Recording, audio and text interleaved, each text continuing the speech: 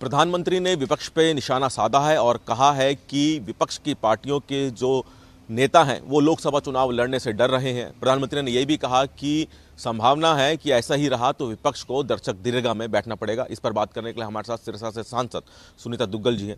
Ma'am, जिस तरह से लगातार विपक्ष को देखा जा रहा है कि बीजेपी घेर रही है, प्रधानमंत्री ने भी एक जवाब दिया है कि लोग, विपक्ष के जो नेता हैं, चुनाव लड़ने से डर रहे हैं। इतना ज़्यादा कॉन्फिडेंस बीजेपी को क्यों? देखिए, कॉन्फिडेंस हमें माननीय प्रधानमंत्री जी के नेतृत्व में है। उनके वो जो विकास के कार्य उन्होंने किए हैं उस पर हमें कॉन्फिडेंस है। और जो उन्होंने कहा है बिल्कुल सही कहा है। आप हरियाणा को ही देख लीजिए, सभी के सभी आप किसी से भी बात करके देख लें तो वो सब ये कह रहे हैं कि हम विधानसभा लड़ना चाहते हैं, हम लोकसभा नहीं लड़ना चाहते हैं। तो लोकसभा का चुनाव तो पहले है, तो क्यों सब भाग रहे हैं?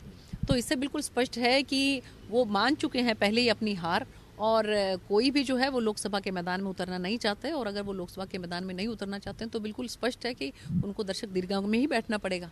प्रधानमंत्री ने कहा है कि एनडीए 400 के पार जाएगी और बीजेपी का जो खुद के जो सीटें आएंगी 370 के करीब आएंगी। कैसे इस लक्ष्य को साधेंगे, हालांकि हरियाणा में अभी आपकी सभी सीटें हैं? देखिए, ऐसा है कि मैं अभी पिछले शनिवार और एतवार को जो है वो तमिलनाडु में गई थी, और मैंने वहाँ पर कोयम्बटूर और नीलगिरी की जो लोकसभा है वहाँ पर मुझे जाने का मौका मिला। और वहाँ पर महिला सम्मेलन और किसान सम्मेलन जो है उनका आयोजन किया गया था।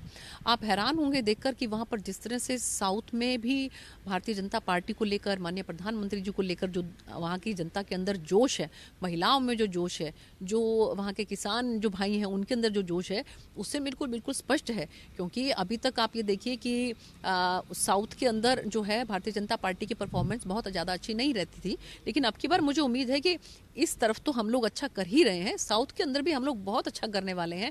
उससे हमें पूरी उम्मीद लगती है कि हम जो है भारतीय जनता पार्टी 370 के पार जाएगी और जो एनडीए गठबंधन है वो 400 के पार जाएगा। अच्छा, आपने कहा कि साउथ की बात की, तो हम देख रहे हैं कि कांग्रेस में राहुल गांधी की एक यात्रा चल रही है, हरियाणा में हरियाणा कांग्रेस में उनकी यात्राएं चल रही हैं। इन यात्राओं को लेकर क्या लगता है कि कांग्रेस के साथ लोग जुड़ रहे हैं?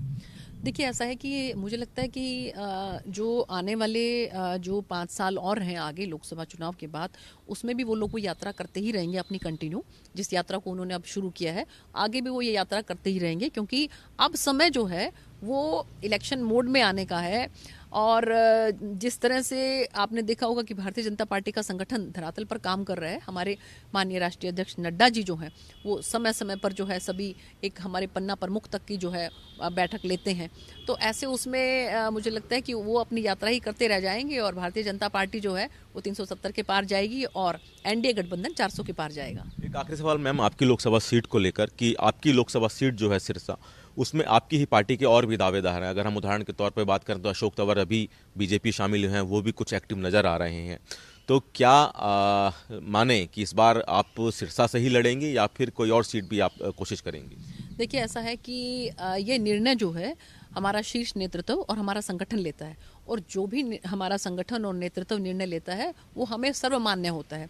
और जहाँ तक बात है, अगर कोई चॉइस के बारे में पूछे कि अगर मुझसे संगठन ये पूछेगा कि मेरी क्या इच्छा है, तो मैं ये बताना चाहूँगी कि जिस तरह से मैंने पिछले 10 सालों के अंदर सिरसा की जनता की सेवा की है, मैं सिरसा से ही चुनाव लड़ना चाहूँगी। तो सिरसा से सांसद सुनीता दुग्गल ने सूर्य समाचार से खास बातचीत की और कई बातों के बारे में जानकारी दी। कैमरामैन प्रियदर्शन के साथ दिल्ली से सूर्य समाचार के लिए विनय सिंह।